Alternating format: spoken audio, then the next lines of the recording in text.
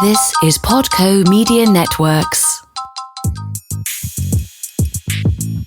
On episode 121 of Confessions of a Marketer, Managing the Funnel. Hi, it's Mark Reed Edwards. Welcome back to Confessions of a Marketer. Rob Patterson of AWeber is back, and we'll continue our chat about email marketing and more in just a moment. Next time, Nathan Hirsch will share some wisdom on finding the right freelancers. Philip Stutz will discuss the politics of marketing. And we'll have the former SVP of Overstock.com, Jeff Atkinson, who's now founder and CEO of Huckabuy, on to talk about SEO and a lot more, like taking Overstock.com from zero revenue to $300 million in a few years. Great discussion. Also planning episodes with Jeff Hahn, principal of Apron, an agency focused on marketing and PR in the food business, and Mel Edwards, global CEO of Wunderman Thompson. So stay tuned. All right, back to Rob Patterson, CMO of AWeber. This time we dig into more about the email market, plus how to manage your funnel, and a few things marketers need to consider in 2020. But I start things off by asking about free trials. Pay attention to Rob's answer. Let's get to it. So is a free trial still kind of the golden ticket? Years ago, almost 20 years ago, I worked at a very early SaaS company that provided intranets over the internet called intranets.com. And we found that offering a free trial it just gave us lots of prospects. They came pouring in whenever we did a campaign. And is that still the case? Yeah. And we see it as our biggest conversion tool, absolutely, to paid. I think there's been noise in the market around freemium tiers of pricing too, if you will. So, the ability to just offer something for free up to a certain point. And, quite frankly, what we're hearing from a lot of newly acquired or reacquired customers that have come back to us from competitors is that the freemium wasn't all it was cracked up to be, because once they started inching up on the number of emails they wanted to send or the size of their contact list, the prices started to skyrocket and it just became more complex and more expensive to use those platforms. So, the freemium isn't all it's cracked up to be. I'm of the philosophy, keep it simple. And I think the simplest way to, getting a person to convert is being really upfront with them and saying, hey, we offer a 30-day trial. Come in, kick the tires. We're going to give you everything you need to be successful. If you're successful, awesome. Stick with us. We're going to stick with you and support you through your customer journey. But at the same time, if you're not successful, we understand that, and that's going to happen. And, you need to move on and try other things that are going to be more successful for you personally. Obviously, we hope more people stick with us, and we work towards keeping as many people with us as possible. But, keeping it simple in terms of not masking a free tier as really, something that's going to hamper a business and ultimately cost them more over the long term, but rather serve up on a plate. You have a trial in 30 days to make a decision. After that, we're going to get you in at a low cost point and provide a ton of value. Yeah, and the elasticity between paying nothing and paying $15, $20, $30 a month probably isn't that much for a small business. It's not, but it can be, right? Yeah. Because if you look at it, you're not talking about multi-million-dollar, even hundreds of thousands of dollars in marketing budget that these people are spending. A lot of small businesses and entrepreneurs are starting things on the side. They might have a daytime job, working as an accountant in a Fortune 500 company, but they have a passion in the evening and they're starting something, whether it be a podcast or whether it be, a retail business that they're trying to start online. So, those businesses are going to have a marketing budget probably close to zero. So providing as much value as you can at a cheaper price tier is going to keep a person. And as they grow, once they're stuck within your platform, it becomes somewhat sticky. And, providing the value at a lower price tier, what we see is offering up all of the features of our platform at every price tier and just tiering based on the number of people you're contacting. We found to be very, very easy for people to understand, and they get that. And that's why they come in the front door with us and stay and ultimately grow, because they have everything available to them from the start. It's just that we're growing our business with them as their business grows. Right.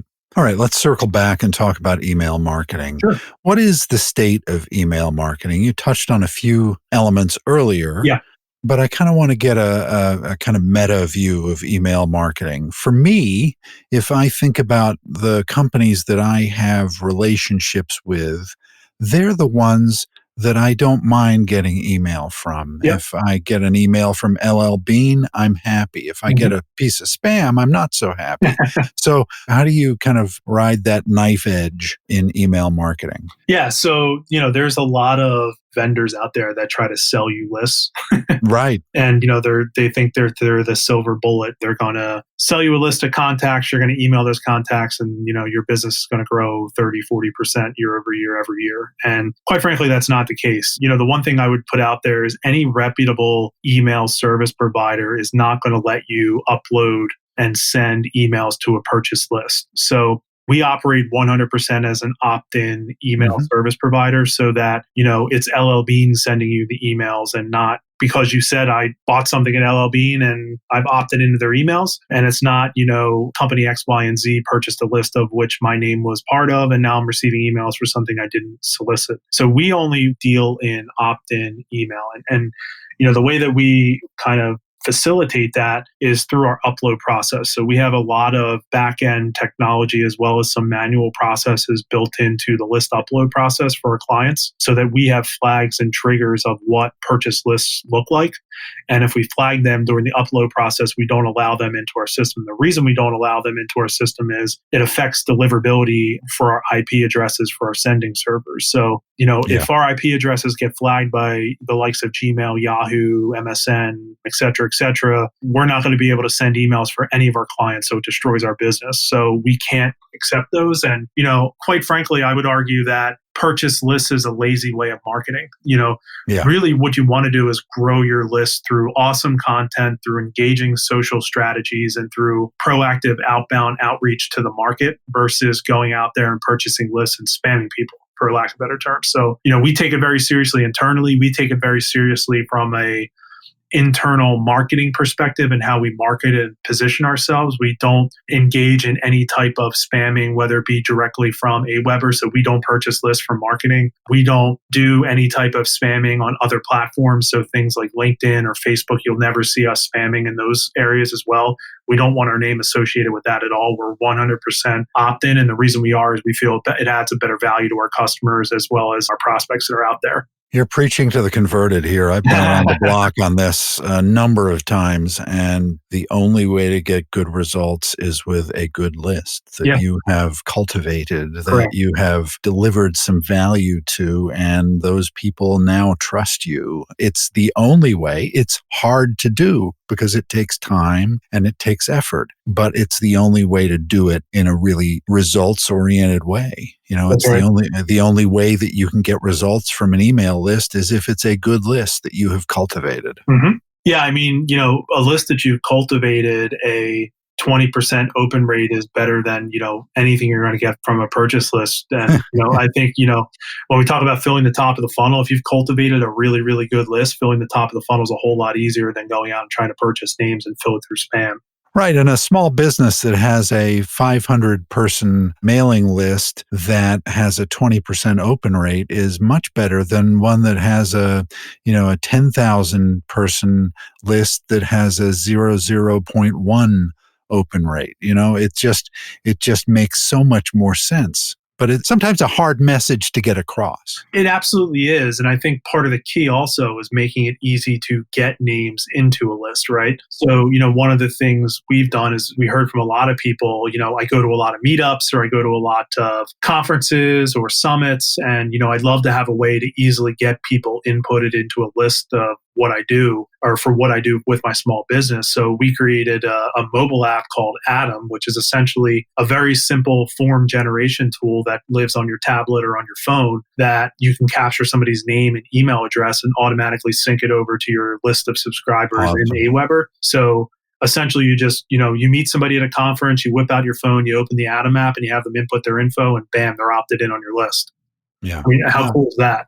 So it's really neat because that you don't have to worry about verifying spelling or anything like that, like you do, when you get a stack of business cards from a sales conference that someone throws on your desk. Yeah, Absolutely. Yeah. And I think it's much easier to do. I mean, you and I have been around long enough. You go to conferences, you get, 200-300 contacts over the course of 2 to 3 days. And it's, sifting through those things. You try to get on the phone with them along with, 200 other vendors that they met that week. And you're basically spamming the conference attendees for lack of better terms. I mean, what you want to do and what we do is we try to take a subset of who we meet at conferences and who we meet at meetups. And we create an AdaMap and we try to get people to opt into exactly what we're saying versus, scanning their badge at a conference and, loading them into a CRM later. But, the more direct contact you can create with prospects, the more they're going to recognize you from a follow-up perspective. And, with things like summits and conferences, just scanning a badge is like white noise at those things. Really, if you put a tablet in front of them or you have a good conversation with them over a cup of coffee and you get them to fill out something on your phone, they're going to remember you. And when you follow up with them, they're going to recognize that email that they're getting. So I want to turn our attention to the future. Sure. Let's look into 2020. Yep. As we close out our chat, what are the 2 or 3 things you think marketers should pay attention to in 2020 and beyond? Yeah. So for the first one, I'll go back to what I was harping on earlier around simplicity. I think it's really keep it simple. Marketing's not rocket science. Marketing's knowing your audience, putting a compelling message in front of them, and cultivating that audience so that they ultimately become customers and loyal fanatics of what you do. So while there's a lot of tactics and subsets to what I just talked about, it's really not that difficult to strategize and plan around what you want to do from a marketing perspective. And, I always, one of my favorite interview lines when I talk to people or when I'm out in the market is, hey, one of the things marketers don't want to let you know is that marketing is pretty simple. It's right. It's just really understanding some fundamentals and how people think and really engaging with them. So I'd say keep it simple in terms of understanding who your audience is, understanding what you do and how you do it differently than competitors, and communicating that in a simple way that shows value to your audience. The second thing I really think, marketers need to look at going into 2020, and I've been trying to look at this a little bit this year as well as I would say in 2018 as well, is, I'm starting to become a firm believer in the cyclical nature of marketing tactics and how effective they are. So what I mean by that is, everybody made a shift probably, 10, 12 years ago to really digital marketing, whether it be digital advertisements or social marketing once, Facebook launched their ad platform and LinkedIn followed, different, more modern, quote unquote, modern ways of marketing. What has happened is that whole space and kind of arena has become flooded with white noise. And what hasn't been really paid attention to by marketers is some of the more traditional marketing vehicles and go-to-market channels. So if you look at things like radio or billboard advertising and things that really aren't crowded at this point from the digital space perspective, I think there's opportunities to engage the audience through more traditional marketing tactics that you would have seen during, the 70s, 80s, and 90s versus more of the digital platform. So when I say the cyclical nature of marketing, it's going back to what some of the fundamentals of marketing are. Things like, newspaper advertisements and mass media advertising through radio and through television. Like those types of things are, to me, wide open versus, putting up ads on LinkedIn that, become white noise at some point. So look at the kind of more what may be perceived as dated marketing tactics. And, some of those things might be more successful than looking at spending, hundreds of thousands of dollars on LinkedIn ads. Yeah. So I look at podcasting as kind of being a throwback to the TV, billboard, radio days gone by, don't you? Yeah, I mean, it's interesting. Being new to this market, one of the first shows I went to was Podcast Movement down in Orlando this year. And one of the things that struck me was podcasting is really fundamentally what radio was originally. It was two people, 2 or 3 people sitting around having a conversation around a certain topic. And yeah, I think absolutely it's getting back to the fundamentals of really engaging other people in conversation and of topics, whether it be, learning about cooking through, what we're talking about today, marketing best practices. So yeah, I absolutely think podcasting is definitely a way for people to reach audiences. And quite frankly, we're looking at that at AWeber. How do we engage with podcasters and podcasting platforms to advertise and sponsor different things for entrepreneurs and small business owners? So yeah, I think when I say radio, I really include podcasting within that radio type of approach. Well, Rob, this has been a great discussion. I'm sure my listeners will really enjoy it. It was really valuable to me too. Thanks for joining. No problem, Mark. I'm glad I could join today. And, thanks for having me on. All right, next time, Nathan Hirsch will share some wisdom on finding the right freelancers. So stay with us. Confessions of a Marketer is a trademark of Podco Media Networks, and this episode is copyright 2019.